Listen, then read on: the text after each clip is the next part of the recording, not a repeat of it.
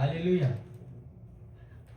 ఇప్పుడైనను మీరు ఉపవాసం ఉండి కన్నీరు విడుచుచు దుఃఖించుచు మనఃపూర్వకంగా తిరిగి నా యొద్దకు రండి. ఇదే యెహోవా వాక్కు. Praise the lord. హల్లెలూయా, హల్లెలూయా. ప్రతి ఒక్క పరిస్థితి నుంచి దేవుడికి విరుద్ధంగా మనం చేసినటువంటి క్రియల వల్ల, దేవుడికి అయిష్టకరమైనటువంటి భక్తి జీవితం మనం బ్రతకటం వలన దేవుడికి దూరం అయిపోతున్నటువంటి పరిస్థితుల నుంచి మనల్ని మనం కాపాడుకునేటువంటి ఒక సూత్రం ఏమనుకుంటారు, ఒక సొల్యూషన్ లేకుంటే ఒక నియమం ఇక్కడ మనకి కనబడతా ఉంది. ఏంటదేనంటే, ఇప్పుడైనా మీరు ఉపవాసం నుండి కన్నీరు విడిచుచు దుఃఖించుచు మనస్పూర్వకముగా తిరిగి నా యొద్దకు రండి. రాత్రికాల సమయంలో ఆ విషయం గురించి నేను మాట్లాడే మనస్ఫూర్తిగా మనం చేయవలసినటువంటి భక్తి గురించి చాలా వచ్చిన దేవుడు మన బైబిల్ గ్రంథంలో ఉంచి ఉన్నారు. మనం చేసేటువంటి భక్తి ఒకరి వల్ల ఒకరు మెసేజ్ పెట్టారనో, లేకుంటే వారు బాధపడతారనో, వారు ఇబ్బంది పడతారనో కాదు, కానీ దేవాది దేవుడికి నీకు మధ్య ఉన్నటువంటి సంబంధము ఆ ఒక భక్తి జీవితం ద్వారా నువ్వు కనపరచుకోవడం దేవుడికి అనేటువంటి విషయాన్ని జ్ఞాపకం చేసుకోవాలనేటువంటి మీ అందరికీ తెలియపరుస్తా ఉన్నాను. ఎందుకనంటే, ఫోర్స్ఫుల్గా చేస్తే ఆ భక్తి జీవితానికి ఒక అర్థం లేదు. నీ మనసు పూర్తిగా నువ్వు ఆయన ఆరాధించగలగాలి, మనస్ఫూర్తిగా ఆయన సేవించగలిగి ఉండాలి, మనస్ఫూర్తిగా ప్రార్థించగలిగి ఉండాలి. ఇవన్నీ జరుగుతున్నప్పుడే ఆయన యొక్క స్వరం నీవు వినడానికి నీవు అవైలబుల్గా ఉన్నట్టుగా నేను తెలియపరుస్తా ఉన్నాను. ఎందుకు ఇన్నిసార్లు ప్రార్థన చేస్తాను సమాధానం రావట్లేదు, లేకపోతే ఇన్నిసార్లు దేవుడి దగ్గర మేము అర్జించుకుంటున్న కార్యాలు నా జీవితంలో జరగట్లేదు, దేవుడి యొక్క స్వరం నేను వినలేకపోతున్నాను అంటే, సంహౌ ఒక అడ్డుగోడ అనేటువంటిది నీకు నీ దేవుడికి మధ్యలో నీవు ఏర్పాటు చేసుకున్నటువంటిది, అది నువ్వు గమనించాలని దేవుని పేరిట నేను మనం చేసుకుంటా ఉన్నాను. అలాంటి పరిస్థితులు ఉన్నటువంటి వారికి ఇక్కడ ఒక మాట, ఇప్పుడైనా మీరు ఉపవాసం నుండి కన్నీరు విడిచి దుఃఖించాలట. ఎట్లా దుఃఖించాలట? ఉపవాసం ఉండి కన్నీరు విడిచుచు దుఃఖించినట్లయితే, ఆయన దగ్గరికి వచ్చినట్లయితే ఆయన మరలా చార తీసుకుంటానని అంటున్నాడు. కన్నీరు విడిచుచు దుఃఖిస్తూ మన యొక్క పశ్చాత్తాపమైనటువంటి ఆ వేదన కలిగినటువంటి భారం కలిగినటువంటి జీవితమును దేవుని యొద్ద మనం కనపరచగలిగినట్లయితే గనక, దేవుడు అటువంటి వారిని నీ యొక్క పశ్చాత్తాపను గుర్తెరిగినటువంటి వాడే నిన్ను ఆ యొక్క ప్రమాదం నుంచి తప్పిస్తాడు. Praise the lord. హల్లెలూయా, హల్లెలూయా. మనందరూ ప్రయాణాలు చేస్తూ ఉంటున్నాం. ప్రతిరోజు కూడా జీవితం అనేటువంటిది ఎట్లా అయిపోయిందంటే దినదిన గండంగానే గడుస్తూ ఉంది. మరి ముఖ్యంగా దినదిన గండంగా గడుస్తున్నటువంటి ఈ యొక్క ప్రతి ఒక్క పరిస్థితి నుంచి దేవుడు నిన్ను కాపాడడానికి, దేవుడు నీకు తోడై ఉన్నాడు అనేటువంటి విషయం నీకు తెలియపరచడానికి, నీవు దేవుడికి అవైలబుల్గా ఉన్నప్పుడు అట్లాంటి కార్యాలు, అట్లాంటి అద్భుతాలు దేవుడిని పట్ల చేస్తాడు. లేకుంటే ఆయన్ని విసర్జించి బ్రతుకుతున్నటువంటి బ్రతుకును బట్టి మనల్ని ఆయన నీవు నాకు అవసరం లేదు అని తీసి పక్కన పెట్టినట్లయితే కనుక మన జీవితాలు పాడైపోతాయి. Praise the lord. హల్లెలూయా, హల్లెలూయా. దేవుడు ఆశీర్వదించాలని మిమ్మల్ని కోరుకుంటా ఉన్నాడు. ఆశీర్వాదానికి వారసులుగా మిమ్మల్ని చేయాలని కోరుకుంటాడు అనే విషయాల గురించి కూడా మనం గత వారం నుంచి నేను మాట్లాడుతూ ఉన్నాను. ఎందుకనంటే ఆయన యొక్క ఆలోచన ఏంటంటే మనం నాశనం అయిపోయిట, లేకుంటే మనం పాడైపోవటం అనేటువంటిది ఆయన యొక్క ఆలోచన కాదు. తల్లి గర్భం నందే నువ్వు పుట్టక మునిపే నిన్ను ఒక ఉన్నతమైనటువంటి స్థానంలో ఆయన ఆలోచన చేసి ఉన్నాడు. కాబట్టి నిన్ను తప్పించాలని అనుకుంటున్నాడు ప్రతి ఒక్క ప్రమాదం నుంచి, ప్రతి ఒక్క ఇబ్బంది నుంచి.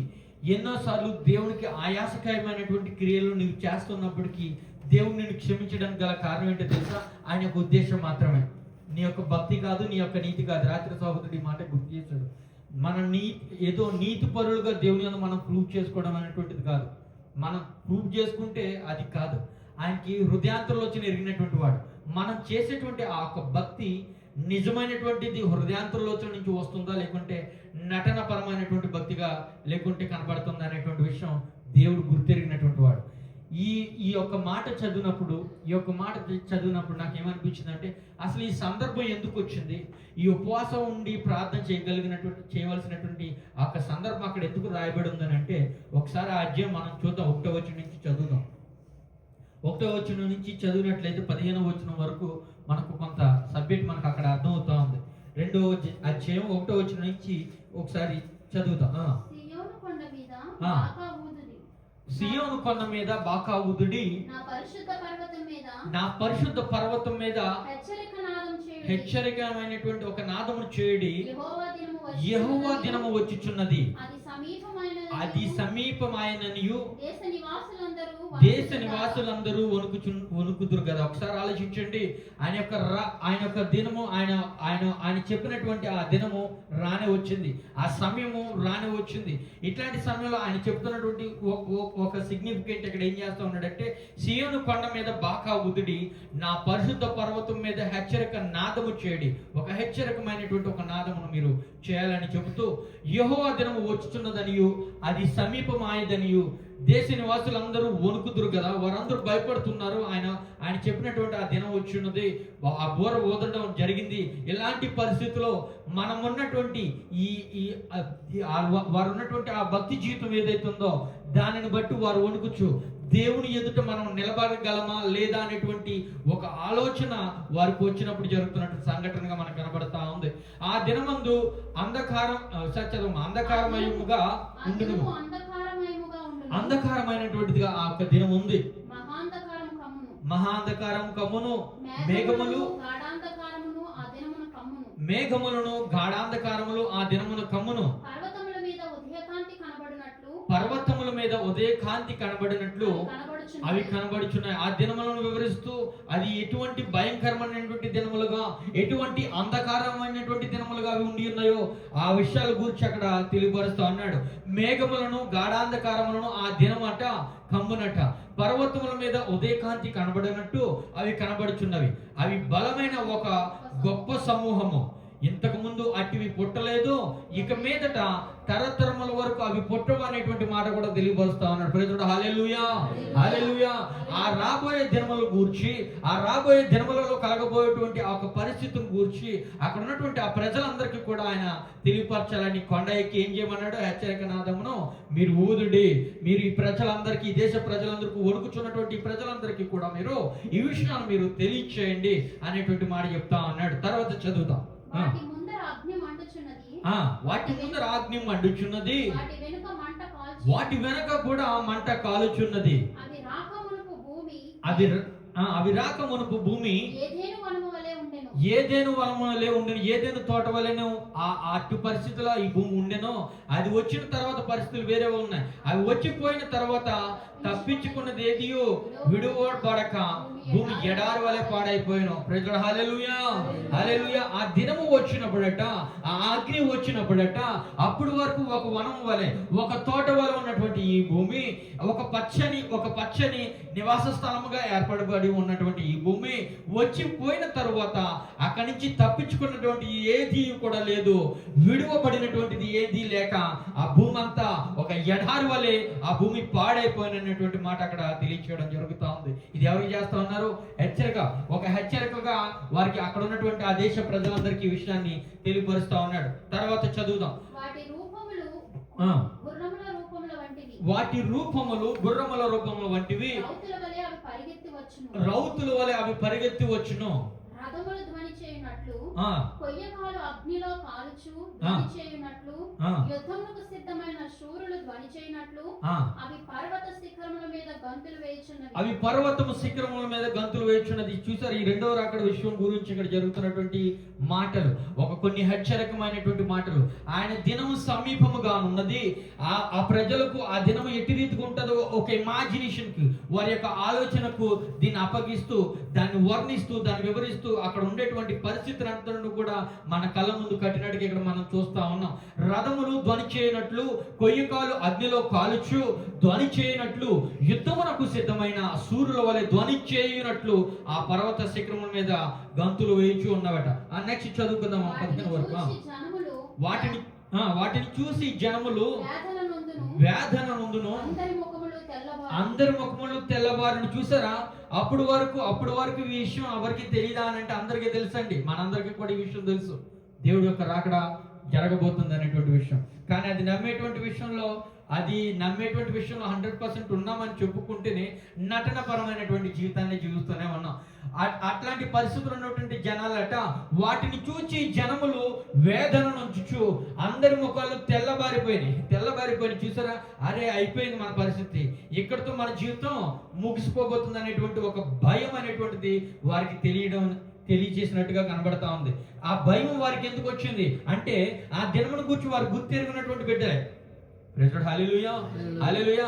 ఆ దినము, ఆ రాబోయేటువంటి దినము, ఆ రాబోయేటువంటి ఆ ఉగ్రతను గూర్చి గుర్తెరిగినటువంటి వారిగానే కనబడుతోంది. అది గుర్తెరిగిన వారే ఆ దినము వచ్చినప్పటికీ వారి యొక్క పరిస్థితి ఎట్లా ఉందట, జనములు ఎంతో వేదన చెందుతూ అప్పుడు బాధపడతా ఉన్నారు. అప్పుడు తెల్లముఖం వేసుకున్న వారు చూస్తా ఉన్నట్టుగా మనకి ఇక్కడ కనబడతా ఉంది. 7వ వచనం చదువుకుందాం.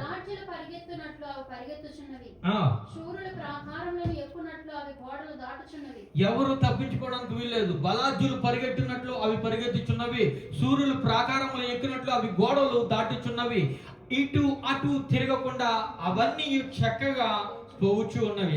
Right, next. ఒకదాని మీద ఒకటి త్రొక్కులాడక అవన్నీ చక్కగా పోవచ్చున్నవి. ఆయుధముల మీద పడినట్లు త్రోవ విడవవు. పట్టణంలో సఖముఖలా పరిగెత్తుచున్నవి. గోడల మీద ఎక్కి ఇండ్ల మీద చొరబడుచున్నవి. దొంగలు వచ్చినట్లు కిటికీలలో గుండా చొరబడుచున్నవి. వాటి భయము చేత భూమి కంపించుచున్నది. ఆకాశము తత్తరిల్లుచున్నది. సూర్యచంద్రులకు తేజోహీనత కలుగుచున్నది. నక్షత్రములకు కాంతి తప్పుచు ఉన్నది. హల్లెలూయా, హల్లెలూయా. భయంకరమైన దినములు. ఎవరు తప్పించుకోవడానికి లేదు, ఎవరు దాక్కోవడానికి లేదు. కొన్ని ఇండ్లలో పోయి కూర్చుందామని అంటే ఇట్లా కిటికీల నుంచి అవి చొచ్చుకొస్తున్నటువంటి పరిస్థితి కనబడుతుంది. వాటి యొక్క పరిస్థితిని బట్టి భూమి భయపడుతున్నట్టుగా కనబడుతుంది. సూర్యచంద్రుల యొక్క తేజమయం తగ్గుతున్నట్టుగా కనబడుతుంది. ఆ కాంతి లేకపోవడం వలన నక్షత్రముల యొక్క కాంతి కూడా అక్కడ లేకున్నట్టుగా కనబడుతుంది. చూసారా, ఒక భయంకరమైనటువంటి దినమును ఇక్కడ మనకి చిత్రీకరించినట్టుగా కనబడతా ఉంది. యెహోవా తన సైన్యమును నడిపించుచు ఉరుము వలె గర్జించుచున్నాడు. ఎవరడే గర్జిస్తుంది? యెహోవా తన సైన్యమును నడిపించుచు ఉరుము వలె గర్జించుచున్నాడు. ఆయన దండు బహు గొప్పదై ఉన్నది, ఆయన ఆజ్ఞను నెరవేర్చినది బలము గలది. యెహోవా దినము బహు భయంకరము, దానికి తాళగలవాడెవడు? హల్లెలూయా, హల్లెలూయా. ఆ సైన్యముల మీద సైన్యాధిపతి ఒకరు ఆయన ఉన్నారు. యెహోవా తన సైన్యమును నడిపించుచు ఉరుము వలె ఆయన గర్జిస్తూ, ఆయన దండు బహు గొప్పదై ఉన్నది, బహు గొప్ప సమూహంతో ఆయన వచ్చి ఉన్నాడు. ఆయన ఆజ్ఞను నెరవేర్చినది బలము గలది. యెహోవా దినము బహు భయంకరము. దాన్ని ఆ యొక్క దినమును కానీ ఆ యొక్క రోజును కానీ తాళగలిగినటువంటి శక్తిమంతుడు కానీ బలసూరుడు కానీ వేరు ఎవరు కూడా లేరు. ఎవరి వల్ల అది సాధ్యం కాదనేటువంటి మాట ఇక్కడ క్లియర్ గా కనబడతా ఉంది. అందు గురించి ఆ ప్రజలు భయపడతా ఉన్నారు. హల్లెలూయా, హల్లెలూయా. అందు గురించి ఆ ప్రజలు భయపడుతున్నారు. ఆయన ఉగ్రతను, ఆయన చేస్తున్నటువంటి ఈ యొక్క పరిస్థితి నుంచి మనం కాపాడుకోలేము.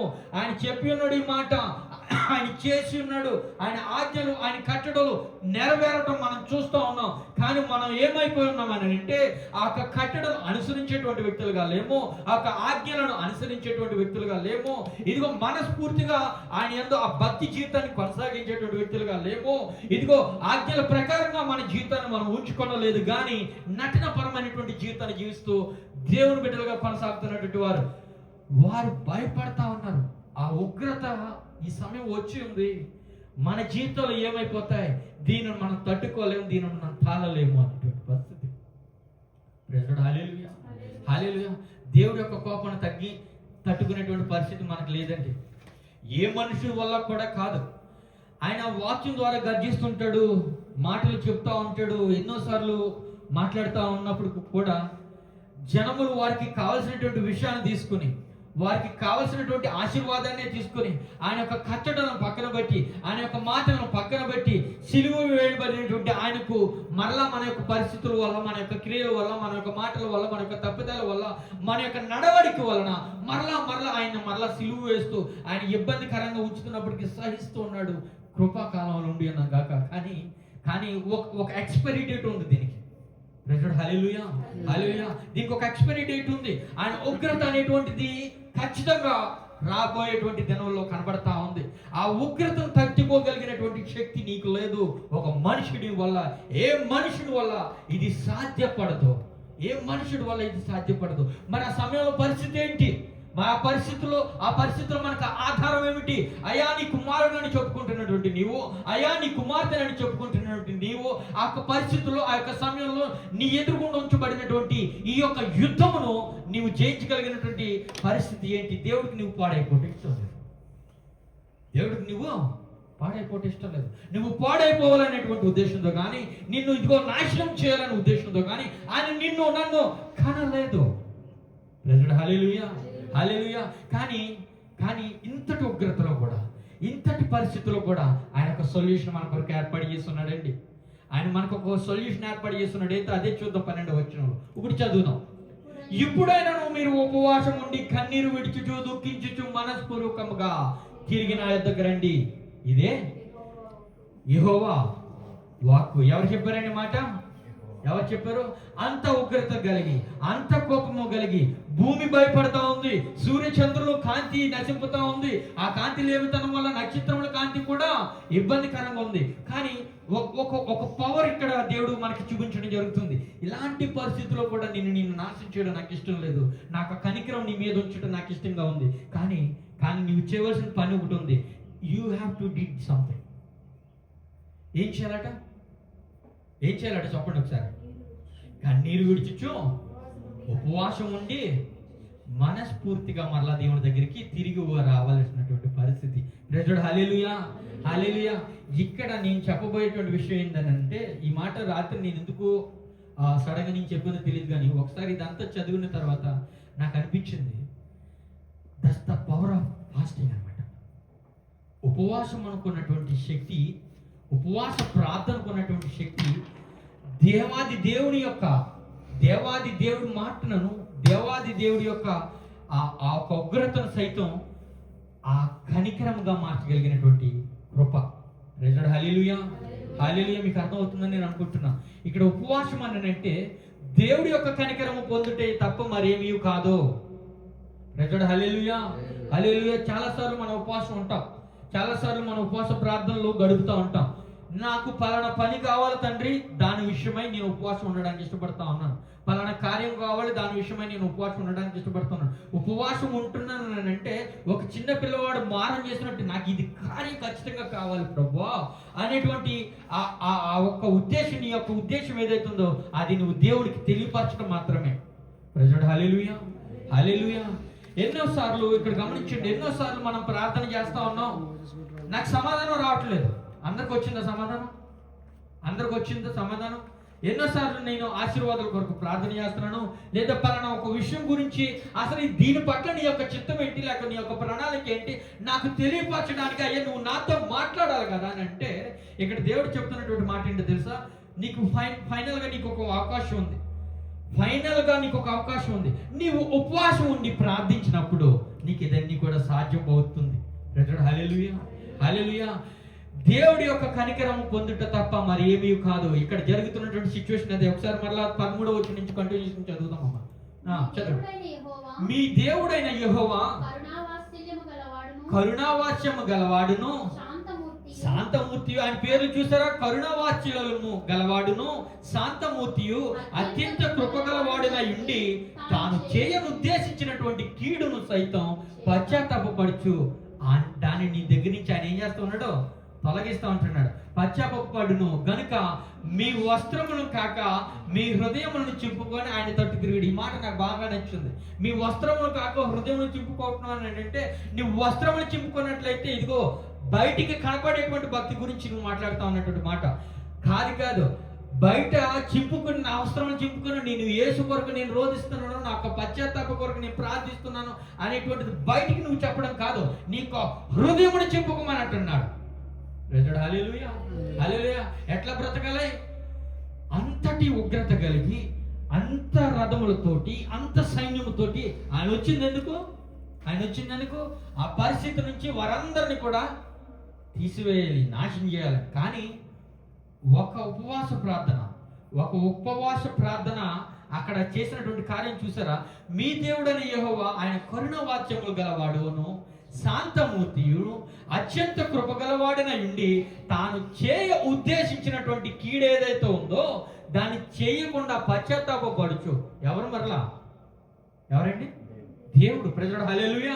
పశ్చాత్తాపపడును గనక మీ వస్త్రములు కాక మీరు పైన ఉన్నటువంటి బట్టలు చింపుకొని నటనపరమైనటువంటి జీవితం ఆయనకి చూపించడం కాదు, హృదయమును గుర్తెరిగినటువంటి దేవుడు నీ యొక్క హృదయమును, ఎస్ ప్రభు, నేను ఎక్కడితో చేసినటువంటి ప్రతి కీడును, ప్రతి ఒక్క పనును ఇక్కడి నుంచి నేను విడిచిపెట్టడానికి నేను సిద్ధంగా ఉండి ఉన్నాను, నేను దుఃఖిస్తుంటున్నాను, చేసినటువంటి ప్రతి కార్యమును బట్టి దుఃఖించి నీ యొక్క దగ్గరికి వచ్చున్నాను, నీ యొక్క సన్ని దగ్గరికి నేను వచ్చి ఉన్నాను, నా హృదయమును చింపుకొని నేను దుఃఖిస్తా ఉన్నాను, అయ్యా నన్ను మన్నించు, నన్ను కరుణించు అని నీ దగ్గరికి నీ దగ్గరికి నేను వచ్చినప్పుడు ఆయన ఏం చేశాడు? ఆయన పేరేంటి?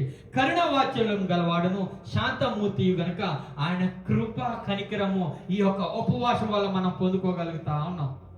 హల్లెలూయా, హల్లెలూయా. ఇప్పుడు చెప్తామా ఉపవాసం అంటే ఏంటి? ఆయన కనికరము పొందుట, ఆయన కృపను పొందుట, ఆయన కరుణ వాత్సల్యమును మనం పొందగలుగుట, అది ఉపవాసం. అది ఉపవాసం. ఉపవాసం అని అంటే నీకు ఈ లోకానుసారమైనటువంటి పరిస్థితుల గురించి కొన్నిసార్లు మనం ఉపవాసం చేయడానికి ఇష్టపడుతూ ఉంటున్నాం, కానీ అదన్నీ విడిచిపెట్టాలండి. ఒక సమయం వచ్చినప్పుడు అవన్నీ విడిచి వెళ్ళిపోవాలి.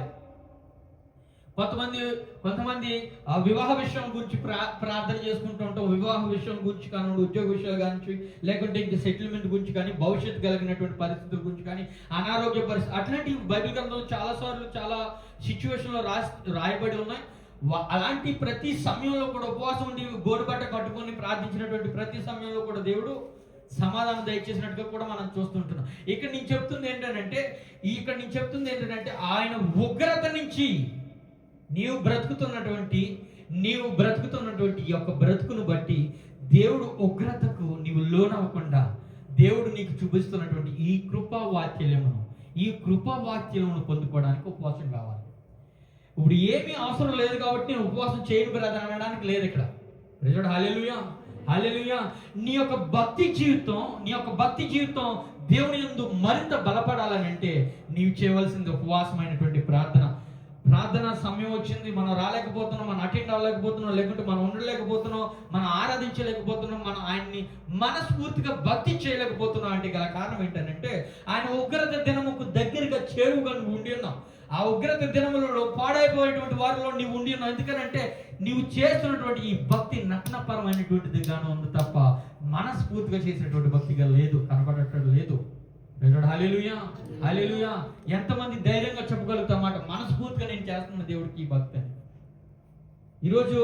ఈరోజు దేవాది దేవుడు, పరిశుద్ధాత్మ దేవుడు ఎదురుగుండా వచ్చి ఇక్కడ నిలబడి, లేకుంటే ఈ సమయంలో ఇక్కడ నిలబడి ఒక సేవకుని నిలబెట్టు ఈ క్వశ్చన్ నిన్ను అడిగితే కనుక నీ ఆన్సర్ ఏమై ఉంది? నువ్వు చేస్తున్నటువంటి ఈ భక్తి మనస్ఫూర్తిగా చేస్తున్నావా? మనస్ఫూర్తిగా నువ్వు దేవుడికి సమర్పించుకున్నావా? లేదా ఏ విషయంలో కూడా మనం కనబడట్లేదు. మన ప్రార్థన చేసేటువంటి విషయంలో కొలత ఉంది. మన దేవునితో సమయము గడిపేటువంటి దానికి ఒక కొలత ఉంది. ఇంత సమయం నేను మాత్రమే దేవుడితో లేదు. నువ్వు 24/7 అవైలబుల్గా ఉన్నావా లేదా దేవుడికి? హల్లెలూయా, హల్లెలూయా. నీకు అర్థమవుతుందని నేను అనుకుంటున్నాను. లేదు నేను రోజుకి కొంత టైం సెట్ చేసుకున్నాను బ్రదర్.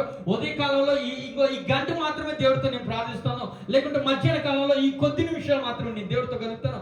ఆ టైంలో ఆయన నాతో మాట్లాడితేనే కనుక నేను వింటాను. మిగతా టైంలో I'm not available, I'm busy. హల్లెలూయా, హల్లెలూయా. మీకు అర్థమవుతుందని నేను అనుకుంటున్నాను. ఎటువంటి భక్తి జీవితాన్ని మనం చేస్తున్నాం? దేవుడికి ఒక సమర్పణ, కొన్ని నియమ నిబంధనలు కట్టడలు ఆయన అనుగ్రహించున్నాడు కదా. ఈ కట్టడలన్నింటినీ మనం తూచ తప్పకుండా పాటించేటువంటి భక్తి జీవితాన్ని మనం చేస్తున్నామా?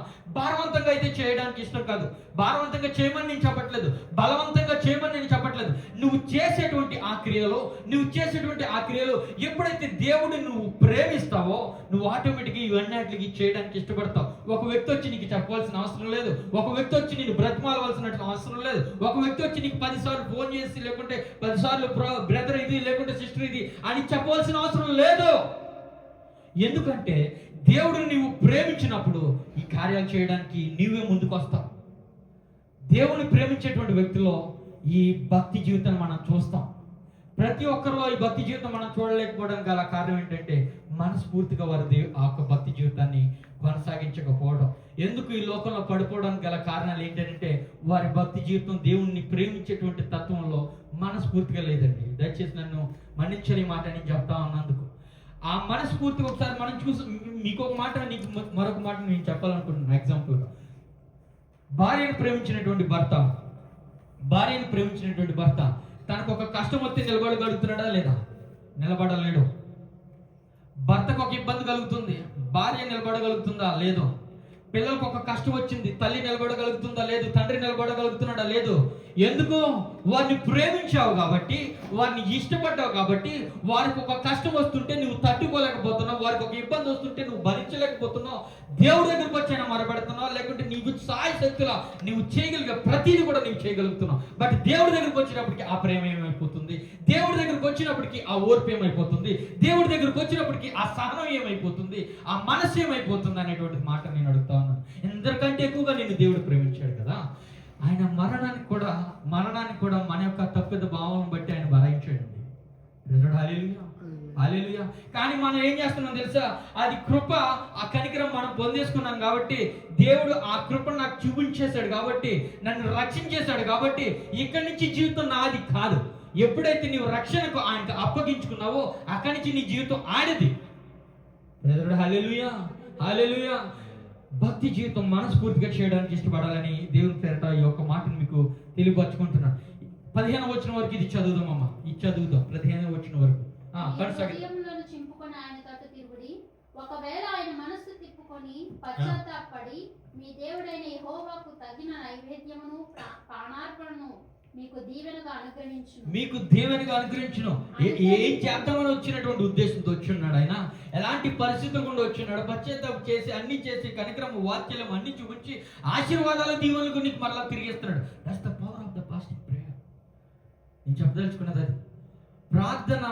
ప్రార్థన ఎస్, మనం ఇప్పుడు ఆన్లైన్ ప్రేయర్లు చేస్తున్నాం, ప్రార్థనలు చేస్తున్నాం, వర్షిప్లు చేస్తున్నాం. What is the next step? మనం ఇంకొక ఆధ్యాత్మిక జీవితంలో మనం ఒక మెట్టు ఎదరికి వెళ్ళలేదు. మనం ఒక మెట్టు ఎదగాలి. ఎట్లాంటి ఆధ్యాత్మిక జీవితంలోకి మనం వెళ్ళాలని అంటే, దేవుడితో నువ్వు నేరుగా మాట్లాడగలిగేటువంటి ఆ కనెక్టివిటీ నీకు రావాలని అంటే, how can you get the, నీవు ఆ శక్తిని, ఆ పవర్ నువ్వు ఎట్లా తెచ్చుకోగలుగుతున్నావు? ఉపవాస ప్రార్థన చేయగలిగినప్పుడు. బ్రదర్ హల్లెలూయా, హల్లెలూయా. ఇట్టి ఉపవాసమైనటువంటి ప్రార్థన ఆయన యందు నీవు కనపరచగలిగినప్పుడు, ఆయన చేయాలనుకున్న కీడును సైతం నీకు దీవెనగా మారుస్తా ఉన్నాడు. చెప్పడు కూడా దేవుని మహిమ పొందుతామా? హల్లెలూయా, హల్లెలూయా. ఆయన చేయాలనుకున్నటువంటి ఆ కీడును సైతం నీకు దీవెనగా మారుస్తా ఉన్నాడు. అందుగురించి అక్కడ మాట రాయబడింది, సియోనులో బాకా అవుతుడి, ఉపవాస దినము ప్రతిష్ఠించుడి, ప్రకటన దినము నియమించి ప్రకటన చేయడి. రైట్, ఆయన ఉగ్రత వచ్చేసింది, ఆయన పరిస్థితి ఇట్లా అయిపోయింది. మీరు కొండ ఎక్కిపోయిన ఇప్పుడు చేయవలసిన పని ఏంటో తెలుసా? ఉపవాస దినం ప్రకటించండి. అందరం కలిసి ఏం చేద్దాం? ఉపవాస ప్రార్థన చేద్దాం. ఆయన ఉగ్రత నుంచి మనం అందరం కూడా తప్పించుకుందాం. ఆయన కృప వాత్సల్యత ఏదైతుందో, ఆయన కనికరం ఏదైతుందో, వాటిని దీవెనలుగా ఆయన మార్చి ఆయన వెళ్తాడు. ప్రజలు హల్లెలూయా, హల్లెలూయా. దాని గురించి వారు అందరూ తీసుకున్నటువంటి నిర్ణయం ఏంటో తెలుసా? అందరూ కలిసి ప్రకటన చేయండి. అందరం, పిల్లలు లేరు, పెద్దలు లేరు, ఎవరు కాదు, మొత్తం అందరం కలిసి ఉపవాస ప్రార్థనలో మనం గడుపుదాం. దేవుని యొక్క కృపా వాత్సల్యతను మనం అందరం కలిసి పొందుకుందాం. దేవునికి మహిమ కలుగును గాక. హల్లెలూయా, హల్లెలూయా. ఎట్లాంటి పరిస్థితి మరొకసారి మనకి కనబడతా ఉంటుంది. యోనా గ్రంథం మనం చూసినట్లయితే అక్కడ కూడా అలాంటి ఒక సిచ్యువేషన్ మనకు కనబడుతుంది. ఒకసారి చూద్దామా? 1వ అధ్యాయం మనం 2వ వచనం చదువుదాం.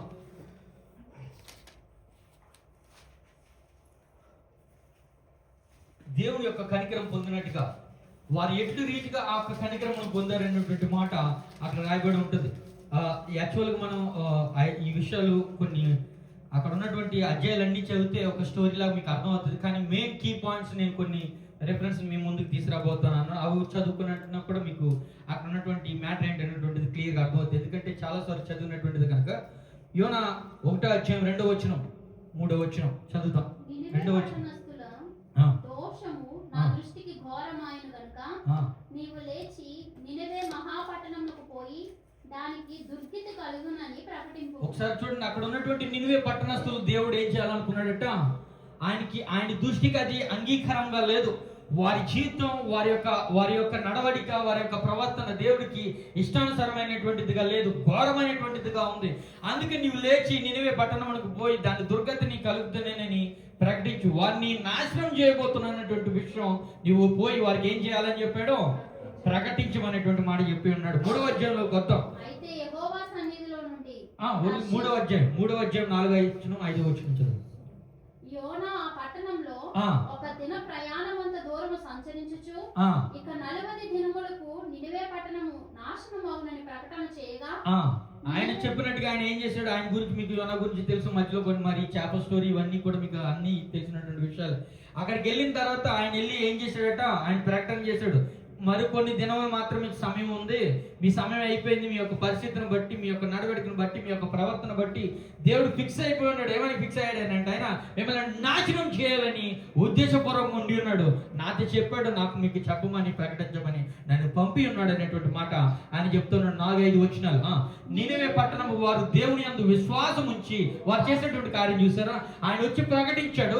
ప్రకటించగానే ఆ పట్టణస్తులందరూ కూడా ఒక నిర్ణయం తీసుకున్నారు. ఇందాకలాగానే ఏమని నిర్ణయం తీసుకున్నారు, నినివే పట్టణపు వారందరూ దేవుని యందు విశ్వాసం ఉంచి ఉపవాస దినమును చాటించి ఘనులేమి అల్పులేమి అందరూ గోనెపట్ట కట్టుకున్నారు. ప్రజలు హల్లెలూయా, హల్లెలూయా. అదే సిచ్యువేషన్ ఇక్కడ కూడా జరుగుతూ ఉంది. ఎట్లా జరుగుతుంది, ఆ పట్టణం ఎప్పుడైతే దేవుడి సేవకుడు వచ్చి ఆ మాటను ప్రకటించాడో తక్షణమే వారు విశ్వాసం ఉంచి, దేవుని యందు విశ్వాసం ఉంచి, చిన్నలు కాదు, అల్పులు కాదు, గనులు కాదు, మొత్తం అందరూ కూడా గోనెపట్ట కట్టుకుని వారు ఏం చేశారట, ఉపవాసం ఉండసాగారు. ప్రజలు హల్లెలూయా, హల్లెలూయా. దానికి ప్రతిఫలం వారు పొందుకున్నటువంటి ప్రతిఫలం 8వ వచనంలో రాయబడి ఉంది. 8వ వచనం ఒకసారి చదువుదాం. 8, 9, 10 వచనాలు చదువుదాం. ఎండ కాయగా దేవుడు వేడిమి గల తూర్పు గాలిని రప్పించెను. యోనా తలకు ఎండ దెబ్బ తగలగా అతడు సొమ్మసిల్లి బ్రతుకుట కంటే చచ్చుట నాకు కాదు. ఒక నిమిషం. 3వ అధ్యాయం 8వ వచనం. ఒకవేళ దేవుడు మనసు త్రిప్పుకొని పశ్చాత్తాపుడై మనము లైము కాకుండా తన కోపాగ్నిని చల్లార్చుకొని, ఒకసారి ఆగమా, ఇందాక కూడా చూసారా ఆయన ఏం చేశాడంటే, ఇందాక మనం చదువుకున్నటువంటి యోవేలు గ్రంథంలో కూడా ఆయన కోపంతో ఉండి ఉన్నాడు. కోపంతో నశించాలనేటువంటి ఉద్దేశంతో ఆయన ఒక సైన్యం అంతటిని తీసుకుని వచ్చినప్పటికీ వారు ఉపవాసం ఉండబట్టి దేవుడు పశ్చాత్తాపడినట్టుగా అక్కడ చూస్తా ఉన్నాం. ఇక్కడ కూడా అదే పరిస్థితి. ఒకవేళ దేవుడు మనసు తిప్పుకొని పశ్చాత్తాపుడై మనము లయము కాకుండా, మనం నశించిపోకుండా, మనం నాశనం అయిపోకుండా తన కోపాగ్ని ఆయన ఏం చేసుకుంటాడట, చల్లార్చుకును గనుక మనుషులు ఏది పుచ్చుకొనకూడదు, పశువులు గాని, ఎద్దులు గాని, గొర్రెలు గాని మేత వేయకూడదు, నీళ్లు త్రాగకూడదు. కటిక ఉపవాసం అనేటువంటిది వారు ప్రకటించుకున్నట్టుగా మనం ఇక్కడ చూస్తున్నాం. అల్పులు, ఘనులు, ప్రతి ఒక్కరు, చిన్నలు పెద్దలు, ప్రతి ఒక్కరు కూడా ఎక్కడి నుంచి తప్పించుకోవడానికి, దేవుడి యొక్క ఉగ్రత నుంచి, దేవుడి యొక్క కోపాగ్ని నుంచి, ఆ చేస్తున్నటువంటి ఆ కార్యములు దేవునికి కోపమునకు గురి చేయడం వలన దాని నుంచి ఒక హెచ్చరిక దేవుడు తన యొక్క కుమారుని వాడుకొని అక్కడ వారికి ఆ ప్రకటన చేయడం వల్ల ప్రకటన వారు దాన్ని విశ్వసించి వెంటనే వారు చేసినటువంటి వెంటనే వాళ్ళ రియాక్షన్ ఏంటో తెలుసా, దీనికి ఒక సొల్యూషన్ ఉంది. ఆ సొల్యూషన్ ఏంటో కాదు, మొత్తం అందరం కలిసి గట్టిగా ఉపవాసం చేద్దాం, దేవుని యందు మనం అర్జందాం, ఆయన కోపాన్ని చల్లార్చుకుంటాడు. ప్రజలు హల్లెలూయా. 9-10 వచనాలు కూడా చదువుదామమ్మా. మనుషులందరూ చూసారా, మనుషులందరూ తమ దుర్మార్గములను విడిచి తాను చేయు బలాత్కారములను మానివేయవలను. మనుషులేమి పశువులేమి సమస్తం మొత్తం అందరూ కూడా మీరు చేస్తున్నటువంటి దుర్మార్గములు, బలాత్కారములు ఏవైతున్నాయి, ఇక్కడి నుంచి అయిపోయింది వాటి స్టోరీ, ఫినిష్. హల్లెలూయా, హల్లెలూయా. వాటన్నిటిని మాని ఏం చేయాలట, మనుషులేమి పశువులేమి సమస్తమును గోనెపట్ట కట్టుకున్న వలన జనులు మనస్పూర్వకముగా, ఇందాక నేను అందుకే మాట అక్కడ కూడా చెప్పాను, నేను మనస్ఫూర్తిగా, ఇక్కడ కూడా అదే మాట కనబడుతుంది, మనస్పూర్వకముగా దేవుని వేడుకొన వలన నీవు చేయు భక్తి మనస్ఫూర్తిగా చేయవలను. నీవు చేయు ఆ ఉపవాసము బలాత్కారముగా కాదు, బలవంతముగా కాదు. దేవుడి యొక్క పరిస్థితి నీ యందు, నీ యొక్క భక్తి పరిస్థితి గుర్తెరిగినటువంటి నీకు దేవుడికి మధ్య నీకు అర్థమవుతుంది కాబట్టి దేవుడికి నీవు తెలియపరచుకోవడమే ఆయన కనికరము కొరకు ఉపవాసం ఉండి నీవు ఎదురు చూస్తున్నావు అనేటువంటి మాట. హల్లెలూయా, హల్లెలూయా. మనుషులనేమి పశువులేమి సమస్తము గోనెపట్ట కట్టుకున్న వలను జనులు మనస్పూర్వకముగా దేవుని వేడుకొనవలను అని దూతలు నినివే పట్టణంలో చాటించి ప్రకటన చేసి బ్రదర్ హల్లెలూయా, హల్లెలూయా. ఇది దూతల వారు చెప్తున్నటువంటి మాట. మీరు తప్పించుకోవడానికి ఒక సొల్యూషన్ ఉంది, ఒక సూచన ఉంది. ఇదిగో మీరు ఇట్టి రీతిగా దేవుడి యొక్క కోపాగ్ని మీరు చల్లార్చుతారు. ఎందుకంటే మిమ్మల్ని ప్రేమించి ఉన్నాడు ఆయన. హల్లెలూయా, హల్లెలూయా. మిమ్మల్ని ప్రేమించున్నాడు. మీరు నాశనం అయిపోవటం ఆయనకి ఇష్టం లేదు, ఆయనకి ఇష్టం లేదు. మీరు ఆయన ఆశీర్వాదానికి వారసులు ఉండాలనేటువంటిది ఆయన కోరిక అయినది. ఉన్నతమైనటువంటి స్థావరంలో, ఉన్నటువంటి స్థితిలో మిమ్మల్ని ఆయన ఊహించుకుని ఉన్నాడు. ఆయన ఆలోచన చేస్తున్నాడు. గొప్ప జనాంగముగా మనం చేయాలనుకుంటున్నాడు. రాజులను మీ యొక్క వంశంలో నుండి తీసుకురావాలని ఆశపడతా ఉన్నాడు. అయితే మీరు చేయు ఈ కార్యముల వల్ల, మీరు చేయు ఈ పనుల వల్ల ఆయన ఉగ్రతకు మీరు లోనవుతున్నారు. కనుక మీరు చేయాల్సిన కార్యం ఏంటో తెలుసా? మీరు చేయాల్సిన పని ఏంటో తెలుసా? ఉపవాసం ఉండి పశ్చాత్తాపడి మనస్ఫూర్తిగా దేవుణ్ణి ఏం చేయాలంటే దుఃఖిస్తూ వేడుకోవాలి. ప్రజలు హల్లెలూయా, హల్లెలూయా. అక్కడ ఆ మాట రాయబడి ఉంది, చదువుదాం. ఈ నినివే వారు తమ చెడు నడతలను మానుకొనగా వారు చేయుచున్న క్రియలను దేవుడు చూచి పశ్చాత్తుడు. మరలా అక్కడ కూడా అదే చేయడం జరిగింది. అరే నా బిడ్డలు మారిపోయారే, అరే నా బిడ్డలు దుఃఖిస్తున్నారే, అరే వారు చేసే ప్రతి పనిని వారు మానివేస్తున్నారే. భక్తి గల వారిగా వారు జీవిస్తూ ఉంటున్నారు. వారి హృదయంలో ఎరిగినటువంటి వాడు దేవుడు. మనస్ఫూర్తిగా ఎప్పుడైతే వారు వేడుకోవడం మొదలు పెట్టారో, ఎప్పుడైతే వారి యొక్క హృదయాలు వారు చింపుకోవడం మొదలు పెట్టారో గుర్తెరిగినటువంటి దేవుడు పశ్చాత్తాపడతాం ఏంటండి? దేవుడు పశ్చాత్తాపడటం ఏంటి? మనం చేసేటువంటి పరిస్థితుల గురించి మన మార్పు దేవుని అంతగా మారుస్తుంది. ప్రజలు హల్లెలూయా, హల్లెలూయా. మన హృదయం చింపుకొని దేవుడు పడి మనం ఏడుస్తే ఆయన పశ్చాత్తాపడి చేసే కీడును చేయక మాని దీవెనగా మారుస్తా ఉన్నాడు. ప్రజలు హల్లెలూయా, హల్లెలూయా. పశ్చాత్తాపడి వారికి చేదునను తన మాట ఇచ్చిన కీడు చేయక మానను. రెండవసారి ఇక్కడ మనం చూస్తా ఉన్నాం. యోవేలు గ్రంథంలో అదే జరిగింది. ఇక్కడ ఈ నినివే పట్టణం పరిస్థితులు వారిని నాశనం చేయాలని ఉద్దేశించినప్పటికీ కూడా వారు హృదయములను మార్చుకుని దేవుని తట్టు తిరగడం వలన, ఉపవాసం ఉండి దేవుని తట్టు తిరగడం వల్ల వారికి చేయాలనుకున్నటువంటి కీడు చేయక ఏం చేశాడట ఆయన? మానేడు. ప్రజలు హల్లెలూయా, హల్లెలూయా. అందుగురించే ఈ ఉపవాస ప్రార్థన శక్తి అనేటువంటిది చాలా గొప్పది. ఆసమాసిగా అది తీసుకోవడం అనేటువంటిది సరైనటువంటి పద్ధతి కాదు. ఇది అనుభవపూర్వకంగా మీలో చాలా మంది ఇంతకుముందు మీ దగ్గర ఎన్నో క్రియలు చేసినప్పుడు మీరు ఇలాంటి ఒక ఉపవాసం మీరు చేసే ఉండుంటారు. నాకు తెలిసి ప్రతి ఒక్కరి జీవితంలో ఉన్నాయా లేవా? ఉపవాస దినాలు ఉన్నాయా లేవా? ప్రజలు హల్లెలూయా, హల్లెలూయా. మరి అది ఇప్పుడు ఎందుకు లేదనేటువంటి క్వశ్చన్ ఒకసారి మీరు వేసుకోవాల్సిందిగా నేను అడుగుతా ఉన్నాను. అంటే నీ యొక్క ఉద్దేశంలో నీ యొక్క భక్తి జీవితం కరెక్ట్గా నేను ఉంటున్నాను అనేటువంటి ఉద్దేశమా? లేకుంటే నా భక్తి జీవితం నేను దేవునికి నేను మంచిగానే నేను ఉన్నాను, లేదంటే దేవుడికి కోపం తెప్పించే పని కానీ దేవుడికి ఉగ్రత తెప్పించే ఆశీర్వాదం గురించి ఉపవాసం కానీ నేను చెప్పట్లేదు. ఇక్కడ మీకు అర్థమవుతుందని నేను అనుకుంటున్నాను. దేవుడికి నీకు ఆ యొక్క భక్తి జీవితాన్ని మరొక స్టెప్, మరొక కోణంలో, మరొక ఎత్తు ఎదగడానికి, మరొక మెట్టు ఎక్కడానికి కావాల్సినటువంటిది ఈ ఉపవాస ప్రార్థన. ప్రజలు హల్లెలూయా, హల్లెలూయా. నెక్స్ట్ వీక్ మనకి బల్లారాధన కార్యక్రమం ఉండబోతుంది. Is that right? ప్రతి నెల మొదటి వారం మనం చేసుకుంటున్నాం. లాస్ట్ బల్లారాధన కార్యక్రమం జరిగినప్పుడు నేను ఒక మాట చెప్పడం జరిగింది. మీరు బల్లారాధన పాల్గొనాలంటే కొన్ని అర్హతలు ఉన్నాయి. ఆ అర్హతలో ఒక అర్హత సువార్త ప్రకటించడం. హల్లెలూయా, హల్లెలూయా. సువార్త చెప్పక వచ్చి ఇందులో చేయడం అనేటువంటిది సరైనటువంటి క్రమము కాదనేటువంటి విషయం మీకు తెలియజేయడం జరిగింది.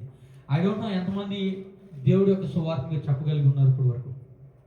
ఏదైనా ఒక వ్యక్తికి చెప్పగలిగారా? కనీసం ఒక ఫోన్ చేసి ఒక వ్యక్తికి ఎందుకంటే నెక్స్ట్ వీక్ మరలా రాబోతుంది, మరలా అందులో మనం చేయవేయాలి. గమనించండి, ఆ బల్లారాధనలో మనం చేయవేయాలి. ఈ సువార్త చెప్పకుండా నీవు చేస్తున్నటువంటి ఈ యొక్క క్రియ, ఒకవేళ నేను మిగతా విషయాలన్నింటినీ నేను టచ్ చేయదలుచుకోలేదు, ఈ ఒక్క విషయం గురించి నేను చెప్పదలుచుకున్నాను. ఒకవేళ అట్టి రీతిగా మనం చేవేస్తే మనం ఏమవుతాం? మనం దేవుని యొక్క ఉగ్రతకు కూడా మనం లోనైనటువంటి పరిస్థితి కనబడతాం. మరి ఇటువంటి పరిస్థితి నుంచి తప్పించుకునేటువంటి పరిస్థితి ఏంటి? మనం ఏం చేయాలి? సువార్త చెప్పాలి. ప్రజలు హల్లెలూయా, హల్లెలూయా. అపోస్తుల కార్యాలలో ఒక మాట రాయబడి ఉంది. సంఘం ఆది సంఘం మొదలు పెట్టేటప్పుడు దాదాపుగా 120 మందితో అక్కడ మనం మొదలైనట్టుగా మనకు కనబడతా ఉంది. అక్కడి నుంచి అది విజృంభించి దేశాలు దాటింది, ఖండాలు దాటింది, దేశాలు దాటింది, భారతదేశం మనకు కూడా వచ్చింది. ఆ సువార్త మనం విన్నాం, మనం కూడా అది నిజమని అంగీకరించాం, దేవుని యందు మనం నమ్మకించున్నాం. అదే మనం. Is that right? ప్రైజ్ హల్లెలూయా. ఈ యొక్క సువార్త ఆ రోజు బయలుదేరే ముందు ఆదిమ సంఘంలో బయలుదేరే ముందు ఎవరైతే ఈ సువార్త కొరకు అభిషేకింపబడినటువంటి వ్యక్తులు ఉన్నారో వారందరూ చేసిన కార్యం ఏంటో తెలుసా? ఉపవాస ప్రార్థన ఉంది. దేవుని యొక్క ఆత్మ బలమును పొందుకుని తద్వారానే సువార్త ప్రకటించగలిగినారు. మీకు అర్థమవుతుందని అనుకుంటున్నాను. హల్లెలూయా, హల్లెలూయా. ఆ ఆదిమ సంఘంలో ఉన్నటువంటి ఎవరైతే ఈ సువార్త విషయమై బయలుదేరినటువంటి వ్యక్తులు ఉన్నారో, అభిషేకింపబడినటువంటి వ్యక్తులు ఉన్నారో, వీరిని అభిషేకించేటువంటి వ్యక్తులు కూడా ఉపవాస ప్రార్థన కలిగి దేవుని యొక్క ఆత్మశక్తిని పొందుకొని వీరిని అభిషేకించి సువార్త కొరకు పంపించారు. దీనిని బట్టి మనకి ఏమర్థం అవుతుంది అని అంటే, అట్టి రీతిగా ఒకవేళ మనం కూడా ఉపవాసం ఉండగలిగి దేవుని యొక్క ఆత్మను పొందుకోగలిగితే సువార్త ప్రకటించడానికి నిన్ను నన్ను కూడా దేవుడు వాడుకుంటాడు. ప్రైజ్ హల్లెలూయా, హల్లెలూయా. అప్పుడు నెక్స్ట్ వీక్ మనం చేయబోయేటువంటి భక్తి సరైనటువంటి భక్తిగా నిలబడుతుంది. ఒకసారి ఆ మాట చూద్దామా? అపోస్తుల కార్యాలు 13వ అధ్యాయం 1 నుంచి 5 వచనాల వరకు చదువుతాం త్వరగా. అంతియోక్యలో ఉన్న సంఘములో బర్నబా, నిగేరనబడిన సీమోనును, కురేనీయుడైన లూకియా, చతుర్థాధిపతి అయిన హేరోదుతో కూడా పెంచబడిన మన యేసు సౌలు అను ప్రవక్తలను బోధ. చదువు 5వ వచనం వరకు. బోధకులను ఉండేది. వారు ప్రభువును సేవించుచు ఉపవాసం చేయుచుండగా పరిశుద్ధాత్మ, నేను బర్నబాను సౌలును పిలిచిన పని కొరకు వారిని నాకు ప్రత్యక్షపరచుడని వారితో చెప్పాను. అంతటా వారు ఉపవాసం ఉండి ప్రార్థన చేసి వారి మీద చేతులు ఉంచి వారిని పంపిరి. కాబట్టి పరిశుద్ధాత్మ చేత పంపబడిన చూసారు ఒకసారి ఆలోచించండి. అంతటా ఆ వ్యక్తులు ఎవరైతే సువార్త ప్రకటించడానికి వెళ్తున్నటువంటి వ్యక్తులు ఉన్నారో వారిని అభిషేకించినటువంటి వ్యక్తులు కూడా ఏం చేశారట? ఉపవాసం ఉండి ప్రార్థన చేసి వారిపై వారి చేతులు ఉంచి వారిని ఏం చేశారట? అభిషిక్తులుగా చేసి అక్కడి నుంచి, కాబట్టి వీరు పరిశుద్ధాత్మ చేత పంపబడిన వారే శైలుకైలుకు వచ్చి అక్కడ నుండి ఓడ ఎక్కి కృపకు వెళ్ళారు. ప్రైజ్ హల్లెలూయా, హల్లెలూయా. పరిశుద్ధాత్మను నువ్వు పొందుకోవడానికి నీ దగ్గర ఉన్నటువంటి ఏకైక ఒక కీ ఏంటో తెలుసా? ఉపవాసం ఉండి ప్రార్థన చేసి దేవుని యొక్క ఆత్మను పొందుకోవడం. తద్వారా మాత్రమే సువార్త ప్రకటించగలిగారు. ఈ రోజు నువ్వు నేను పొందుకున్నటువంటి ఈ సువార్త బయలుదేరినటువంటి పరిస్థితి ఏదయ్యా అంటే అది. ప్రైజ్ హల్లెలూయా, హల్లెలూయా. ఆ రకంగా వారు చేయగలిగారు కాబట్టి ఖండాలు కాదు, దేశాలు కాదు, గ్రామాలు కాదు, మారుమూల ప్రాంతాలు కాదు, ప్రతి ఒక్క చోట ఈరోజు యేసు అనేటువంటి మాటను మనం వినగలుగుతా ఉన్నాం. ప్రైజ్ హల్లెలూయా, హల్లెలూయా. ఎంత శక్తి ఇంకా పనిచేస్తుందో చూసారా?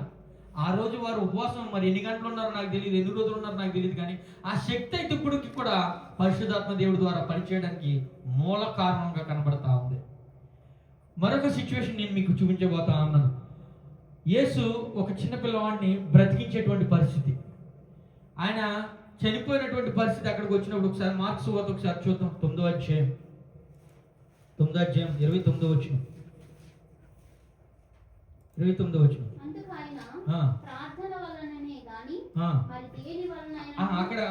అక్కడ ఒక మాట రాయబడి ఉంటుంది. చిన్నపిల్లాన్ని ఆయన బ్రతికిస్తాడు.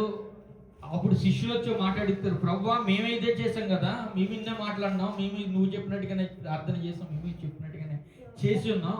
కానీ మరి ఎందుకు ఆ కార్యం జరగలేదయ్యానంటే ఈయనేమంటాడనంటే మీరు చెప్పినట్టుగా కాదు. ఆ మాట ఒకసారి 29 మాట. అందుకు ఆయన ప్రార్థన వలననే గాని అని బుక్ నోట్ లో కింద రాయబడి ఉంటది, ఉపవాస ప్రార్థన అనేటువంటి మాట. 2 అనేటువంటి నెంబర్ అక్కడ కనబడుతుంది. కింద మనం చూసినట్లయితే ఏమని ఉంటుంది? ఉపవాస ప్రార్థన. అంటే అందుకు ఆయన ఉపవాస ప్రార్థన వలనే గాని మరి దేని వలనైనను ఈ విధమైనటువంటి వదిలిపోట అసాధ్యమైన వార్త చెప్పాను. ప్రజలు హల్లెలూయా హల్లెలూయా. అక్కడ 19వ వచనం ఒకసారి మనం చూద్దాం. అందులో ఆ మాట వార్త అన్నట్టుగా కనబడుతుంటుంది. 19వ వచనం అదే అధ్యాయం.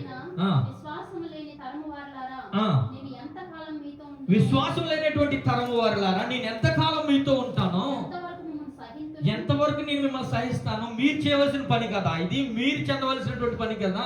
నేను ఏటేళ్ళ కాలం మీతో ఉండి ఇక్కడ ఈ కార్యాలన్నీ చేయను. కానీ దానికి పొందుకోవడానికి, దాన్ని చేయడానికి ఒక శక్తి మీకు అవసరం.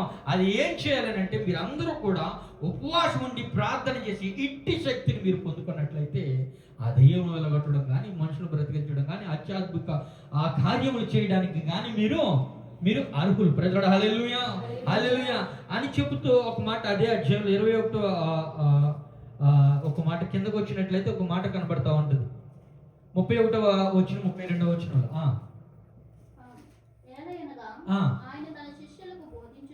చూడండి. నేను మీకు ఒక విషయం ఆలోచించి ఉన్నాను. మరి అది ఎట్లా అంటే ఆయన చెప్పి ఉన్నాడు, మీరు అతి అభిషేకమును మీరు పొందుకోలేనటువంటి అల్ప విశ్వాసులాగా మీరు కనబడతా ఉన్నారు అనేటువంటి. ప్రజలు హల్లెలూయా హల్లెలూయా. అది నిజమైనప్పుడు, అందు గురించి వారు ఆ కార్యం చేయలేకపోయినప్పుడు, అలాంటి పరిస్థితుల్లో, అలాంటి అల్ప విశ్వాసమైనటువంటి పరిస్థితుల్లో గనక మనం కూడా ఉన్నట్లయితే నేను చెప్పేది ఏంటంటే దేవుడు వచ్చి నీతో మాట్లాడినా కూడా నీకు అర్థం కాదు. దేవుడే వచ్చి నీకు ఆశీర్వదిస్తానని చెప్పినా కూడా నువ్వు వెళ్ళిపోయాయని చెప్తావు. ఎందుకు చెప్తానంటే నీకు అర్థం కాదు. దేవుని యొక్క పరిశుద్ధాత్మను పొందుకోకుండా ఆయన యొక్క స్వరాన్ని నువ్వు అర్థం చేసుకోవాలని అంటే నీకు అది అర్థం కాదు. ఆ మెసేజ్ చెప్పిన వారో లేకుంటే ఆ సంగతిని నీకు తెలియజెప్పిన వారి మీద నువ్వు విరుద్ధంగా వెళ్ళేటువంటి పరిస్థితులు కూడా కనబడుతుంటాయి. ఇక్కడ శిష్యులకు జరిగినటువంటి పరిస్థితి కూడా అదే. 31-32లో ఎలా అనగా ఆయన తన శిష్యులకు బోధించుచు గొప్ప విషయాన్ని ఆయన అక్కడ వాళ్ళకి చెప్పడం జరుగుతుంది. ఏంటి ఆ గొప్ప విషయం అంటే మనిషి కుమారుడు మనుషుల చేతికి అప్పగింపబడుచున్నాడు, వారు ఆయనను చంపెదరు, చంపబడిన 3 దినములకు ఆయన తిరిగి లేచినని వారు చెప్పాడు. ఇది చాలా చాలా గొప్ప విషయం. ఈ మాట దేవుడు వారి శిష్యులకు బోధిస్తున్నప్పుడే చెప్పేశాడు. కానీ ఎవరికి అర్థం కాదు. 32వ వచనం చదవండి. వారు ఆ మాట గ్రహింపలేరు. What is the reason? ఆయనతో ఉన్నారు, ఆయనతో నడుస్తున్నారు, ఆయనతో సువార్తలో పాల్గొన్నారు, ప్రతి దాంట్లో కూడా ఉండి ఉన్నటువంటి వ్యక్తులైనప్పటికీ, అందుకే అక్కడ 19వ అధ్యాయంలో క్లియర్ గా రాయబడింది, అల్ప విశ్వాసులారా. నీవు దేవుని యందు విశ్వాసం ఉంచినట్టుగా నీవు కనబడుతున్నప్పటికీ కూడా, దేవుడి యందు నీకు ఒక విశ్వాసం ఉందని నీవు తెలియపరుస్తున్నప్పటికీ కూడా, ఇక్కడ అర్థమవుతున్నటువంటి విషయం ఏంటో తెలుసా? విశ్వాసంలో అభివృద్ధి లేదండి. అది మ్యాటర్. ప్రజలు హల్లెలూయా. దేవుడు కూడానే ఉన్నారు, దేవుడితో పాటు సువార్తను ప్రకటిస్తా ఉన్నారు. ఆయన చేసేటువంటి కార్యాలు మేము చేయలేకపోవడానికి గల కారణం ఏంటంటే ఆయన ఒక సీక్రెట్ కూడా చెప్పారు, మీరు ఉపవాసం మీరు ప్రార్థన చేసినట్లయితే ఇటువంటి శక్తి మీరు కూడా పొందుకుంటారు, మీరు అట్లా చేయండి బాబు అని చెప్పేటటువంటి మాట ఆయన చెప్పడం జరిగింది. కానీ ఆయన చెప్పేటువంటి మాటలు కూడా వారు అర్థం కానటువంటి పరిస్థితులు ఉండిపోవడానికి గల కారణం ఏంటో తెలుసా? విశ్వాసులే, దేవుని యొక్క శిష్యులే, సంఘంలో కూడా అదే. ఇప్పుడు దేవుడు ఇక్కడ నిలబెట్టుకుని ఒక వ్యక్తి ద్వారా మాట్లాడుతున్నప్పుడు అది నీకు అర్థం కాకపోవడానికి గల కారణం ఏంటంటే నీ యొక్క విశ్వాసంలో అభివృద్ధి అనేటువంటిది లేదు. ఇక్కడ కూడా అదే. అందుకు వారు ఆ మాటలు గ్రహింపలేదు, కానీ ఆయన అడగడానికి మాత్రం భయపడినట్టుగా కనబడతా ఉంది. అడిగితే మళ్ళీ ఇందాక అన్నట్టు మళ్ళీ ఉపవాసం కాదు కటిక ఉపవాసం చేయమంటాడు అని అనుకున్నారు. మరి ఏంటో నేను వాటిని తగ్గించాలనో ఇంకొకరిని హెచ్చించాలనేటువంటి మాట కాదు. దేవుడి యొక్క స్వరాన్ని నువ్వు వినగలిగి ఉండాలి అని అంటే ఆ యొక్క పరిశుద్ధాత్మను తాకిడి నీలో ఉండగలిగితేనే తప్ప మరి ఏ విధంగా కూడా ఇది సాధ్యం కాదు. ఆ పరిశుద్ధాత్మ సహాయం నీకు కావాలి. ఆ ఆత్మను పొందుకోవాలంటే ఇందాక మనం చదివినట్టుగా ఉపవాసం ఉండి ప్రార్థన చేసినప్పుడు ఆ యొక్క ఆత్మను పొందుకుని వారు ఏం చేశారు? సువార్తను ప్రకటించగలిగారు. ప్రేమ హల్లెలూయా హల్లెలూయా. మరొక మాట దానియేలు గ్రంథం, ఇందాక నాకు వచ్చినటువంటి ఆ యొక్క దర్శనమును బట్టి ఆ గ్రంథంలో ఆ మాట నుంచి చూడడం జరిగింది. ఒకసారి 10వ అధ్యాయం చూద్దాం. 10వ అధ్యాయం 18వ వచనం మొదట 18వ వచనం 19వ వచనం చూద్దాం. అతడు మరలా నన్ను ముట్టి ఆ, నన్ను బలపరిచి నన్ను బలపరిచి నీవు బహుప్రియుడవు. నీవు బహుప్రియుడవు, భయపడకు. ప్రజలు హల్లెలూయా. దానియేలు ఉపవాస ప్రార్థన ఉన్నాడని 2 వారాల క్రితం ఆయన గురించి మనం మాట్లాడుకున్నాం. ఆ ఉపవాస ప్రార్థన ఉన్న తర్వాత రెండో వచనంలో మాట రాయబడి ఉంటుంది. దాదాపుగా 3 వారాలు అంటే 21 రోజులు ఆయన ఉపవాస ప్రార్థన చేసినట్టుగా కనబడుతుంటది. మధ్యలో కార్యం నెరవేర్చడానికి దూత పంపబడితే 18-19 వచనాల్లో మాట రాయబడి ఉంటుంది. ఒకసారి 2వ వచనం చదవమా. ఆ దినములందు దానియేలు నేను 3 వారములు దుఃఖప్రాప్తుడనైతిని. 3 వారములు గడుచు వరకు ఆ. నేను సంతోషంగా భోజనం 3 వారాలు గడిచేంత వరకు సంతోషంగా ఆయన భోజనం కూడా చేయలేదు. అంటే ఆయన ఉపవాస ప్రార్థన చేసినట్టు ఇక్కడ మనకి క్లియర్ గా కనబడతా ఉంటది. 18-19 వచనాలు ఒకసారి చూద్దాం. అతడు మరలా నన్ను ముట్టి ఆ. నన్ను బలపరిచి ఆ. నీవు బహుప్రియుడవు, ఆ. భయపడకుము, ఆ. నీకు శుభమగుగాక. హల్లెలూయా, హల్లెలూయా. ఈ 20 రోజులు ఉపవాసం ఉన్న తర్వాత మిఖాయేలు దూత కూడా ఆయనకి అడ్డం వచ్చినటువంటి వారికి సాయం చేసి నన్ను ఇక్కడ పంపించాడు, ఇక్కడికి అందు గురించి నేను వచ్చానని చెప్పి ఆ దానియేలుతో ఆ దూత మాట్లాడుతున్నటువంటి మొట్టమొదటి మాట ఏంటంటే నీవు భయపడకము. ప్రజలు హల్లెలూయా, హల్లెలూయా. భయపడకము, నీవు భయపడకు, నీవు ధైర్యం తెచ్చుకోవడం అనేటువంటి మాట అక్కడ తెలియజేయడం జరుగుతూ ఉంది. నేను చెప్పేది ఏంటంటే పరిస్థితిని బట్టి, ప్రతి ఒక్క పరిస్థితిని బట్టి ఆందోళన చెందొద్దు. ప్రతి ఒక్క పరిస్థితిని, స్థితిగతిని బట్టి రేపు నా పరిస్థితి ఏమిటి, రేపు నా ఈ భవిష్యత్తు ఏమిటి అనేటువంటి విషయం గురించి నువ్వు భయపడకు, ధైర్యంగా నుండు అనేటువంటి మాట దేవుడి దగ్గర నుంచి నీకు రావాలని అంటే, ఆ మాట నీవు వినాలని అంటే నీవు చేయవలసినటువంటి ప్రార్థన ఉపవాస ప్రార్థన. ప్రజలు హల్లెలూయా, హల్లెలూయా. ఎన్ని విషయాలు మనం చూడగలుగుతున్నాం చూసారా? ఉపవాస ప్రార్థన యొక్క శక్తి ఇదంతా. దేవుడి యొక్క కోపాన్ని సైతం కనికరంగా మార్చినటువంటి పరిస్థితి 2 సార్లు చూసాం. చనిపోయినటువంటి బిడ్డను లేపగలగడానికి కావాల్సినటువంటి బలము, శక్తి ఆ ఉపవాస ప్రార్థన ద్వారా మీ సాధ్యం అవుతుంది అనేటువంటి మాట శిష్యులకి దేవుడు చెప్పడం చూసాం. ఆదిమ సంఘమునంతటినీ కూడా ఒక ఆత్మ చేత అభిషేకించడానికి, ఒక పరిశుద్ధాత్మ చేత అభిషేకించి మీరు సువార్త చెప్పండి అని అభిషేకించడానికి ఆ వ్యక్తులు చేసినటువంటిది ప్రార్థన, ఉపవాసం అని చేసినటువంటి ప్రార్థన. ఆ యొక్క శక్తి 21 రోజులు ఉపవాసం ఉండి ప్రార్థన చేసినటువంటి యొక్క దానియేలుకు ఒక ధైర్యం కావాలి, ఒక దేవుడి దగ్గర నుంచి ఒక మాట కావాలి. ఏంటి నా ఈ పరిస్థితి అనేటువంటి ఒక పరిస్థితిలో ఆయన ఒక ఉపవాసం ఉండి అక్కడ ప్రార్థన చేస్తున్నప్పుడు ధైర్యముగా ఉండు, దేవుడు నీకు తోడై ఉన్నాడు అనేటువంటి మాట తెలియజేస్తున్నటువంటి దూతం మనం చూస్తున్నాం. దానికి గల కారణం ఉపవాస ప్రార్థన. ప్రజలు హల్లెలూయా, హల్లెలూయా.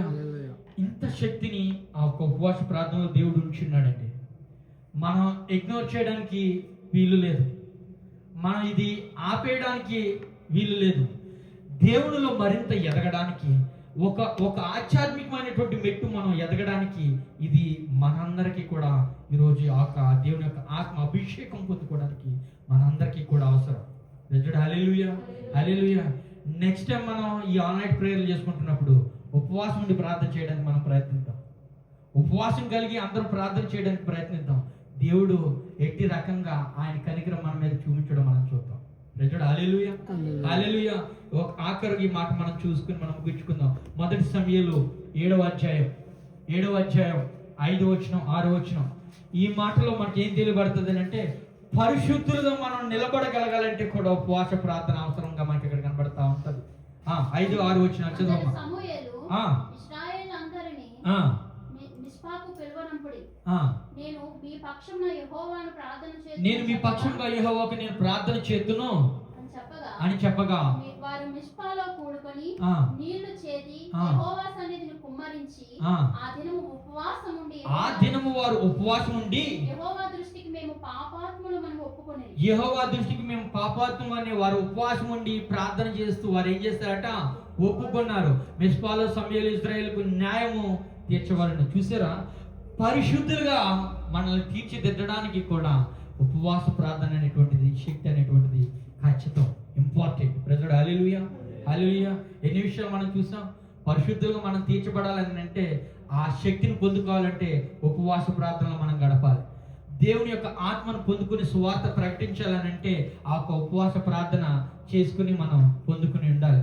దేవుని యొక్క అద్భుత ఆశ్చర్య కార్యాలు మనం చూడాలి, ఆయన యొక్క సువార్త సంబంధించినటువంటి విషయాలు, లేదంటే ఆయన యొక్క స్వరమును నీవు వినగలగాలంటే కూడా ఈ యొక్క ఉపవాస ప్రార్థన శక్తి అవసరం.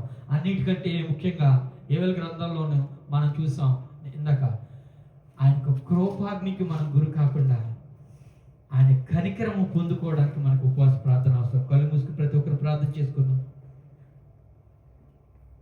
మహోన్నతుడా, మహోన్నతుడా, స్తోత్రం తండ్రి, నీకే వందనాలు.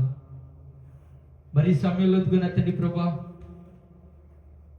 ఆధ్యాత్మికతలో మరొక మెట్టు మేము అందరం ఎక్కడానికి, నీ యందు బలపరచడానికి మా ముందుంచినటువంటి ఈ యొక్క సందేశాన్ని బట్టి నీకే వందనాలు, నీకే కృతజ్ఞత స్తోత్రం చెల్లించుకుంటున్నాం. ఇదిగో నా తండ్రి ప్రభువా, ఎటువంటి పరిస్థితుల్లో మేము ఉండి ఉన్నామో, మా ఆధ్యాత్మిక జీవితం ఏమైనటువంటి పరిస్థితులు ఉండి ఉన్నా మాకు తెలియదు, కానీ ఇదిగో నా తండ్రి, ఆత్మలో మేము ఎదుగులాగన, నీ యొక్క ఆత్మను పొదుకునులాగన తండ్రి, నీ యొక్క స్వరాన్ని వినులాగన మాకు కృపాన్ని గురించి మనం అడుగుచుంటున్నాం. ఇదిగో ప్రభువా, ఆత్మ లేకపోయినట్లయితే నీవు మాట్లాడినప్పటికీ కూడా మేము వినలేము. మాకు క్రియల ద్వారా, ప్రతి ఒక్క నడక ద్వారా, అబద్ధపు మాటల ద్వారా, ప్రతి ఒక్క అవిశ్వాసత వలన నీ యొక్క కనికరము కృపను మేము పొందుకోలేనటువంటి పరిస్థితులు మేము ఉండి ఉన్నామేమో ప్రభువా, మమ్మల్ని క్షమించండి. పాపాత్ములమై మేము ఉండిపోయి ఉన్నామేమో, పరిశుద్ధులుగా తీర్చడానికి నీవు మా ముందు ఉంచినటువంటి ఒక ఉపవాస ప్రార్థన శక్తిని ఎవరైతే బిడ్డలు చేయడానికి నిర్ణయించుకున్నారో వారందరికీ కూడా ప్రభువా నీ యొక్క ఆత్మచేత శక్తిని అనుగ్రహించమని అడుగుచుంటున్నాం. నీ యొక్క కనికరమును పొందుకొని ఇక్కడి నుంచి మేము వెళ్ళడానికి సహాయం అనుగ్రహించు. నిర్ణయం తీసుకున్నటువంటి ప్రతి బిడ్డను కూడా ప్రభువా నీ యొక్క ఆత్మచేత ఆ నిర్ణయం వారు కొనసాగించులాగన నీ యొక్క ఆత్మచేత వారిని బలపరచమని అడుగుచుంటున్నాం. అయ్యా, నీ యొక్క కృపా కాపుదల తిరిగి వచ్చి పర్యాంతరం వరకు మా అందరి పట్ల ఉంచమని, మరింతగా నీలో ఎదుగులాగన, మరింతగా నీ యొక్క ఆత్మ అభిషేకము పొందుకునేలాగా మమ్మల్ని ఆశీర్వదించు. సువార్త చెప్పి నీ యొక్క కాడిను మేమందరం కూడా మోయడానికి ఇష్టలుగా ఉండేటువంటి వారు, భారంతో కాదు, బలవంతంతో కాదు, కానీ ప్రేమతో మనస్ఫూర్తిగా భక్తి జీవితాన్ని కొనసాగించడానికి సహాయం అనుగ్రహించిన సహోదరులందరూ ఐక్యత కలిగి భక్తి అందు ఒకరినొకరు పురుగొలుపుకొని